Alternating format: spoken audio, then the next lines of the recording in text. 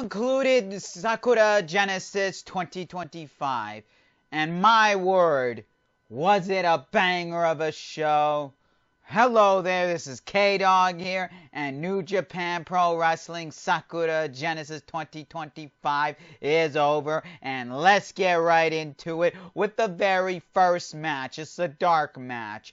We had Daki Magi versus Morushima.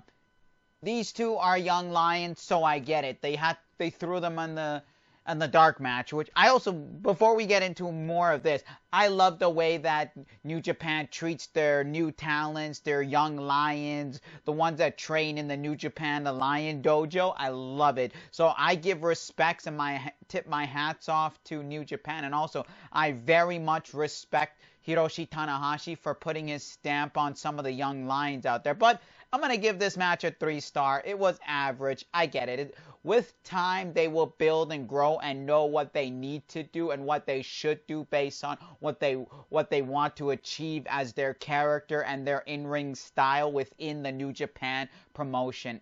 So I give this a 3-star. Now we get right into the card. But before we get into the card, I didn't like that New Japan. Normally, I understand they have a little break in between. They'll do a little bit of advertising, a little bit of, hey, here's our schedule. Hey, here's some new stuff. It's usually 10 minutes.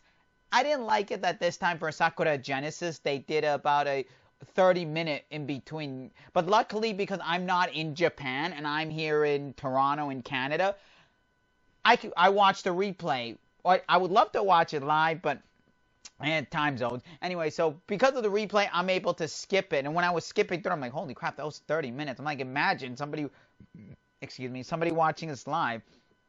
Anyways, going into the opening match of Sakura Genesis 2025, we had Sanada versus Yuya Uemura.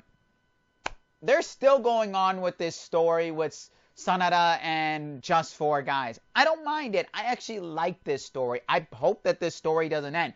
But, as we all know,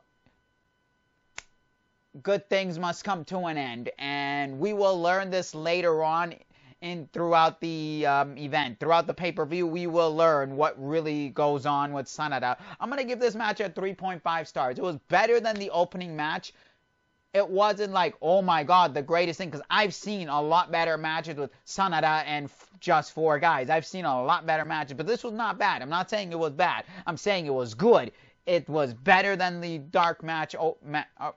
The dark match, because this is the opening match. But I do like it that Yuya Uemura won by an armbar. It was something different. I know that Yuya Uemura does a lot of submissions, so this is like, cool, armbar, great, finish, done. Alright, this is where we're going to be leading to what we saw with Sanada in the ring, so we'll get to it as we get into the show. Next, we had, but here's another thing, but before we go into next, I do like the whole thing where the match started off with a brawl next to commentary, because the English commentary is like, hey, whoa, hey, you're too close to us. And I'm pretty sure the Japanese commentary also was saying something, but I was watching the English commentary. I personally love the Japanese commentary over the English commentary, but because my dad and my one friend who usually watches New Japan pay-per-views with, yeah, they don't really know Japanese, and they don't like to watch it in Japanese. Now, obviously, I'm not saying I know Japanese. I know a couple words here or there. So for me, I'm also learning. So for me, I enjoy it more because I could pick up a couple of words. Oh, I know that word. But anyway, so I'm pretty sure the Japanese commentary was also. But anyways, that's my favorite part of the match, where the commentary kind of was like getting like kind of telling him to back off. Anyways, then we go into match 2. We had the New Japan television title. We had the ELP doing the whole open challenge thing, and so far throughout the open challenge, it's been United Empire been calling out the open challenge. First it was Jeff Cobbs, failed. Then it was, well, no, before United Empire, they had one other, or did they? I know somewhere it was either before Jeff Cobbs or just after Jeff Cobbs, another open challenge. I want to presume it was just no. Anyways, but it was more like a United Empire calling out the challenge. First, Jeff Cobbs, didn't do it. TJP, didn't do it. Now, Great-O-Khan. And did Great-O-Khan do it?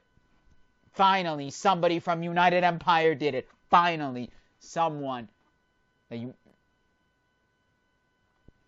United Empire, someone. They finally did it, and that's Great-O-Khan. Now, when my friend was watching this, he's a huge ELP fan.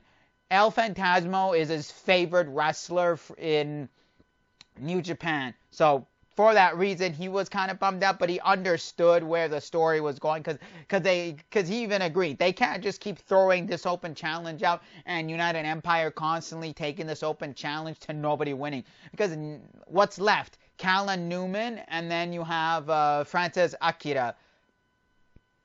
Callan Newman being the new guy, and Francis Akira just left the tag team to kind of try to solidify himself as a singles guy. So it's like, if Great-O-Khan didn't do it, then who will? But one thing I will say, I did like this, that they did this. When Great-O-Khan, was it during Great-O-Khan? Trying to remember. No, it wasn't during the Great-O-Khan match. No, this was later when they had, because Great-O-Khan came out to his own entrance music. It wasn't when they tag team match. So we'll get to that later. So anyways, I do like the whole match, the way it went out. It started out with the one thing that was a bit dangerous was ELP. He's a little bit hurt. His shoulder's hurt. So ELP decides, let me run, do a diving over the top rope, like, a springboard or dive over the top rope, and goes over the barricades into the front row stand and into some chairs. And I was like, ooh, you got a little bit of a sore shoulder there, buddy. Ooh. Then also Great-O-Khan slams ELP with it was kind of like a brainbuster mixed suplex type thing, where he went shoulder first into the barricade and the top of his back and spine. I was like, ugh. I don't know why ELP was willing to take those bumps, but I mean, good on him if he was willing to take those bumps with an injury. It wasn't so much, but more of a sore shoulder. But one thing I did not like was count out win. Kind of weird. I get it. You want to make ELP seem stronger, fine. But if it's a championship match, a title match, please give this more a legitimate win, if you will, by pinfall or submission. There was a moment where I will commend Great-O-Khan for. ELP was supposed to do a move where he's on the top rope, he's holding Great-O-Khan's hands, right? He's about to fall backwards. If you look closely, Great-O-Khan, he quickly just grabs ELP like this, like a quick nudge forward. Like, he saw that, like, right away. Because he's supposed to act like he's dazed and confused because he got hit while sitting on the top of the rope, right? But his wrestling knowledge, being in the business for 20 plus years, right? Or around 20 years in the business, right? So his knowledge came in and he's like, oh, you're about to fall back, because he could also feel it with his hand. He's about to fall back. So a quick nudge, if you look closely. Quick nudge. All right, I caught my balance. Thank you. And then right into the top rope into Hurricanrana. So that's one thing I will commend Great-O-Khan. It's called years of experience and knowing what to do. And he saved ELP from potential suicide or any death or major injury. Anything. Like something dangerous, right? So anyway, I give this match a 3.5 stars. It was on the same bar as Sanada and Yuya Uemura. Now we go into match number 3. Hiroshi Tanahashi versus Shota Umino. The one thing I loved is that, sorry about that, Hiroshi Tanahashi dressed up as Terry Bogard, and he also came out with Momo Watanabe dressing up as Terry Bogard's brother. Now, if for any contact clues for anybody want to know why this is the case, because New Japan Pro Wrestling partnered with SNK for the new Fatal Fury game, exclusive to Japan. Yes, there is a North American and PAL print of it, yes. But this is exclusive to the Japanese version, where the DLC you can get Hiroshi Tanahashi as Terry Bogard. Or Terry Bogard. Either way, Tanahashi's in the game dressed up as Terry Bogard. So I love that, but I already knew that Tanahashi was going to come out dressed like that because Tanahashi posted an image or a clip or something outside of a hall or arena dressed up as Terry Bogard. So I already knew. I'm like, oh, they're promoting it. And even commentary explained it why he is, and I already knew that. So by the way, with that, I'm a fan of the Fatal Fury games because I actually played a lot of Fatal Fury back in the day. Not too far back in the days, but I also do like King of Fighters. I love Fatal Fury because, by the way, Terry Bogart's in King of Fighter games as well too, if you didn't know. So I like those kinds of games. So I'm looking forward to getting the Japanese print of this, and if possible, I don't know if it's available on the North American consoles, but if it is, I would love to get the DLC to play Tanahashi as Terry Bogard. But if not, at least I don't know. But anyway, so this match was good. It was back and forth. There was, again, a 3.5 stars. I love Tanahashi. I love the ace. But at the end of it, Shota Umino, one big move, big power move from Shota Umino. Because Shota Umino is kind of part of Hontai, kind of not. Because here's the problem with Shota Umino, I'm going to say. When he changed his gimmick and he's like, screw the fans and I'm this and that, nobody knew where he aligned himself. But now he's explained he wants to be the leader of Hontai. So I'm like, great. I like it. But I give this match 3.5 stars. Now, next we had War Dogs, Gabe Kidd, Drilla Maloney, Taiji Ishimori versus House of Tortures, Sho, Yojiro, and Ren Narita for the 6-man never open weight tag title, or 6-man never open weight title. Great match, liked the story, but was it an amazing match? No, because the match kind of, yes, I love the feud that they had. It starts with a brawl outside, I get it, yada yada yada. Drilla got ganged up on and everything, but things kind of felt messy as the match went on. And then, so I give this match a 3 stars. Now, this is where I'm going to talk about Sanada, where something changed with Sanada. Sanada comes out and pretends like, oh, I'm going to help Drilla. I'm going to save Drilla. I'm going to save Gabe Kidd. Nope. I'm going to hit Gabe Kidd with the guitar. 1, 2, 3, game. Sanada takes off his shirt and goes, House of Torture. Now, if you know the history with Sanada, this is his 4th faction he's been in. He's already turned on 3 different factions in New Japan since he's been there. 3 of them. He turned on Chaos. He turned on Los Ingobernables de Japón. He turned on Just 5 Guys. Oh, so this is his 4th team he turned on then. Never mind, he turned on 4. So he turned on Chaos, Los Ingobernables de Japón, Just 5 Guys, War Dogs. Now he's with House of Torture. Do you trust Sanada? I don't trust Sanada. If I was House of Torture, I wouldn't trust him at all. Zero, zitch, nada. Because I think this is his gimmick right here. Join a faction, turn on him for the next faction. How many factions are there going to be left until Sanada becomes the loner, the lone wolf, if you will? So that's the big thing that happened with Sanada.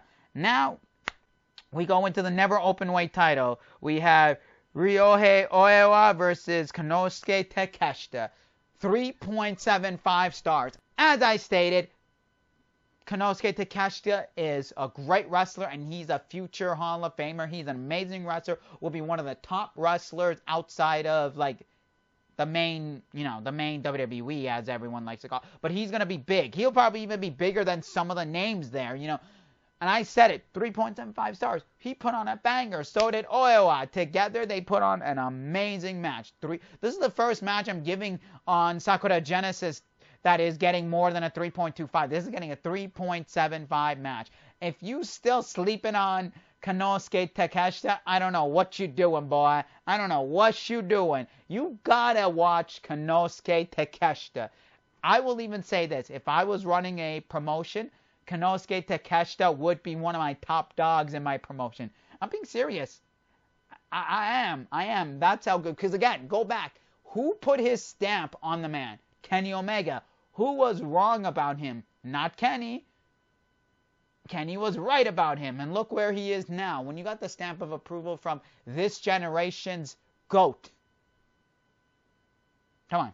Anyways, now we go into the tag titles. This is where I said about the United Empire. We had Callan Newman and Jeff Cobbs of United Empire versus Hiromu Takahashi and Tetsuya Naito. As you know, I'm a LIJ fan. I give this match a 3.75 stars. Now, going into this match, when United Empire comes out, it's not like LIJ or like Chaos or now known as Huntai.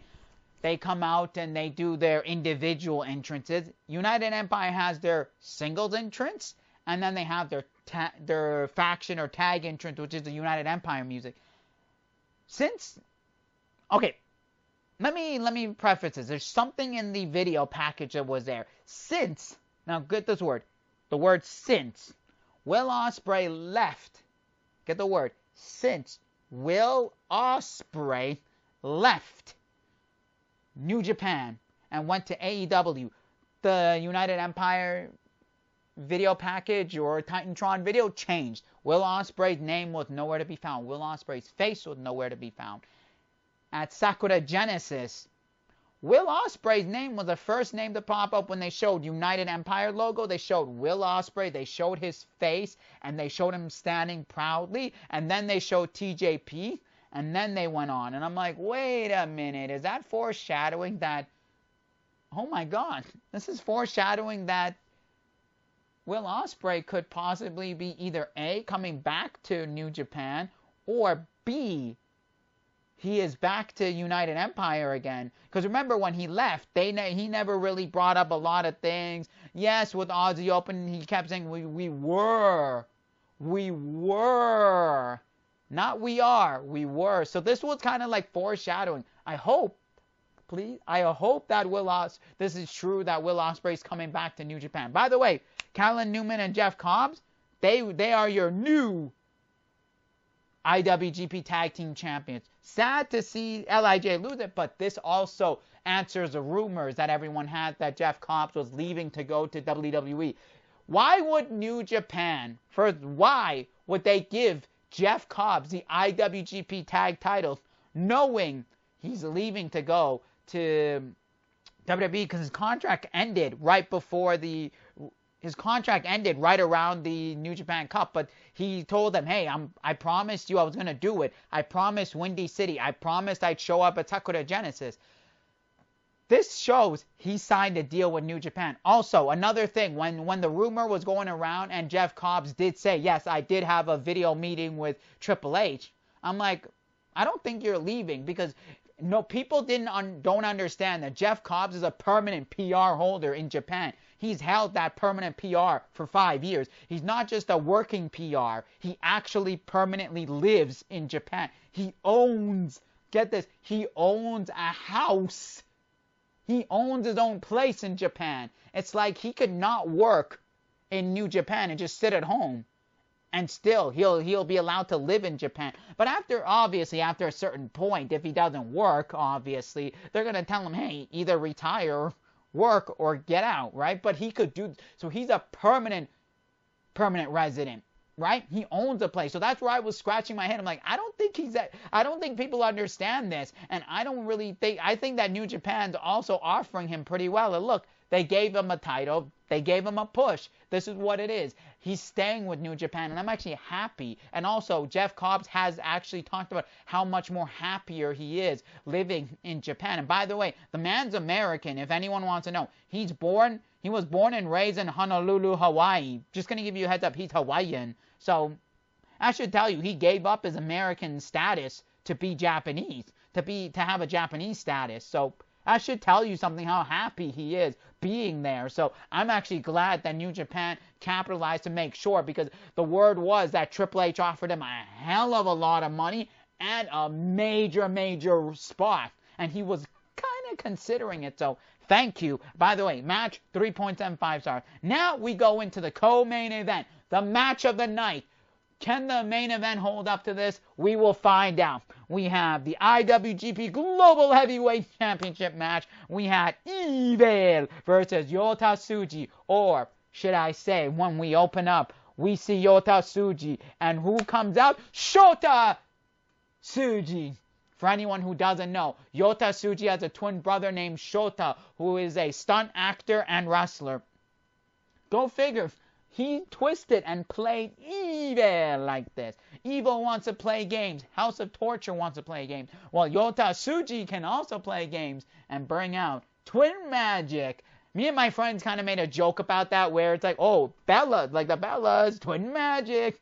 But I told them they did it already once in the 2023 G1 Climax, where Shota Tsuji came out and pretended to be Yota Tsuji, because Yota Tsuji was playing the whole I have a little bit of hurt, so he could beat Gabe Kidd, and then the twin magic came in the next match. So we kind of already knew that in 2023, but this was great to get back at Evil, and I give this match a 4.5 stars. You know, there was so much to this match. Referee, I'm going to say this. I will say this about that. The referee was the MVP of this night. Who else but the referee who gets the extra mile for MVP of the night? Referee of the Global Heavyweight, IWGP Global Heavyweight title match. Man, the referee took 3 significant bumps. We had many motions. We had many things going on. We had Kanemaru come in. We had Dick Togo. We had Dick on Dick contact. We had Kanemaru throw spit into supposed to be Yota Tsuji, but instead Evil. They try to take out Yota and Shota to, hey, help of Shingo Takagi. Bam. Let's go. Ref's still out, by the way. You know what I do love? The third time the referee took a bump, we didn't even know he took a bump. And we're like, oh my God, where's the referee? Magically disappears. Magically appears when we need to do the 3 count pin. It's like, wait, where's the referee? Oh, he's gone. Okay. Evil's down. Pin. All of a sudden, boom, like Houdini. Appears. 1, 2, 3. MVP referee button. 4.5 star matches, and I'm glad that Yota Tsuji retained, because this was definitely one for Yota Tsuji to retain. And I did like the whole interference, and I did like him using his twin brother, so that gave it an extra 0.5 plus. And the referee, plus, MVP. When have you ever heard anybody talk this highly about a referee? Now we go into the main event. We had David Finlay, this year's 2025 New Japan Cup winner, versus Hontai leader, current IWGP Heavyweight Champion, Hiroku Goto. I give this match a 4.25 stars, and it's doing very well. I like how the match went very well. Everybody did what they need to do. They showed their strengths. They showed their ability. They showed chemistry in this entire match. No fishy business, which I like. Usually when you watch a David Finlay match, there's some fishy business. But not this time. He's like, no. I have honor. I have respect. And I'm going to give you the best of David Finlay, which he did. And I like that Goto went in to finish and said, not 1, not 2, but I'm going to hit 3 back to back to back GTRs for the win. And then he calls out none other than, think about this, go back earlier in the night when Shota Umino won his match and said, I want to be the leader of Hontai. So guess who Goto calls out? Shota Umino. That's right. And he challenges him and says, you are the next challenger for my IWGP Heavyweight title. Shota accepts, and at Windy City, we're getting Shota Umino versus IWGP Heavyweight Champion Hiroku Goto. This one should be a great match, and I feel this is where they're really going to showcase Shota Umino, and Goto's going to be like, when I am done, you will take over and run Hontai. That's how I feel. What do I think of Sakura Genesis overall? I thought this year Sakura Genesis delivered very well. Overall, total 4 stars. Correct. And the winner of Sakura Genesis, my God, the referee for the IWGP Global Heavyweight title match. Anyways, if you guys love wrestling, you guys love video games, and you like movies, well, you see this? See this? Over here, the red button over here? Somewhere over here, right? Yeah, this red button here. Hit that red button. Make sure it turns gray. Turn on notifications by hitting the bell button. Share this video around. Tell all your friends. Share this everywhere you can. And like this video. And remember, as always, enjoy that. Keep on collecting. We'll see y'all for another video.